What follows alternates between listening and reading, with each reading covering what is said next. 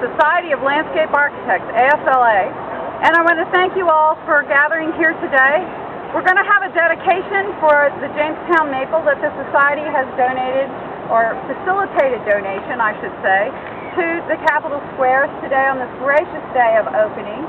And we're going to have this kicked off by Thomas Jefferson, who is a leading landscape architect, even though the profession wasn't acknowledged or identified in that era, because of the work that he has done in the state as well. So, sir? I thank you, Ms. Crump. I could not be the more delighted than to be here amongst you all this day, not only as we acknowledge the dedication of our Capitol building, but also acknowledge as well the planting of a tree. Nothing could be more useful than the resuscitation of nature, and particularly to provide in an area where there may not be so many trees, yet another tree. In fact, it may not be generally known. It was not until about 1793, when I was in Philadelphia, seated under the shade of a great plane tree, that I suddenly became aware of the value of trees.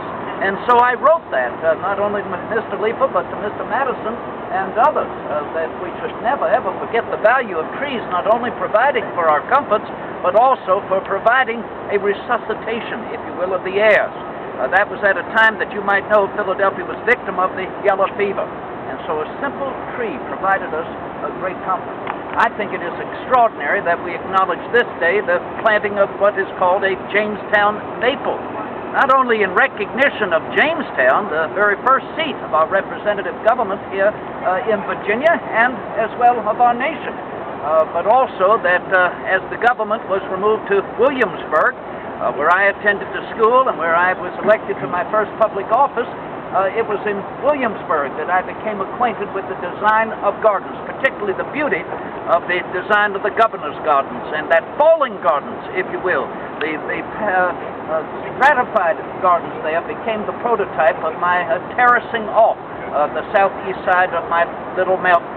I've always been interested in maple trees, particularly took note of them when I ventured with Mr. Madison up to New England.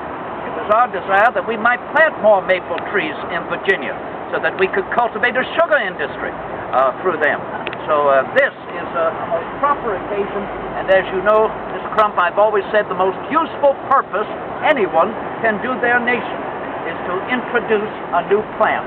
So I think this is most useful this day as we rededicate our Capitol as well. So thank you for being in attendance. Thank you.